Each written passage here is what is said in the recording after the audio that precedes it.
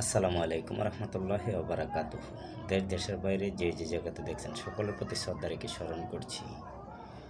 দেশের স্বার্থে, জনগণের স্বার্থে মানুষ হিসাবে কথা বলছি। বিশেষ করে আজকের 17ই মার্চ যেই ব্যক্তির মাধ্যমে আমরা এই স্বাধীন বাংলাদেশ উপহার পাইছি, এই ব্যক্তিকে আমরা বলে গেলে হবে না।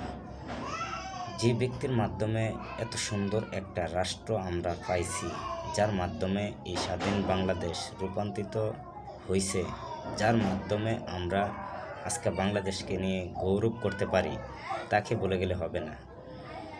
অবশ্যই সবাই মিলিতভাবে ঐক্যবদ্ধ হয়ে 17ই মার্চ বঙ্গবন্ধুর জন্মদিন হিসাবে মৃত্যুবার্ষিকী উপলক্ষ করে সবাই দোয়া কামনা করি। প্রত্যেকটা জনগণ, প্রত্যেকটা দলের নেতাবিন্দু, সর্বস্তরের মানুষকে অনুরোধ করে বলছি, মৃত ব্যক্তির জন্য এই দুনিয়ার সবচেয়ে উত্তম তার জন্য দোয়া করা।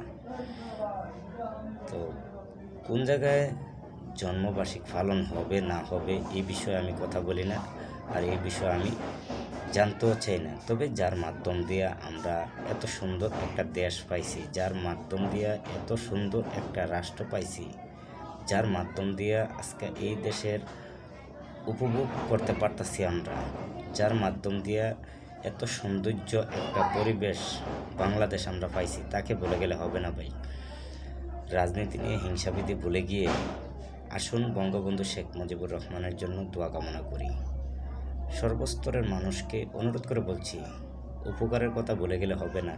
যার মাধ্যমে আমরা এত সুন্দর একটা দেশ পাইছি, তাকে বলে গেলে আল্লাহ সহ্য করবে না। যারা ভুলে যায় তাদের প্রতি আল্লাহর পক্ষ থেকে লানত আসে।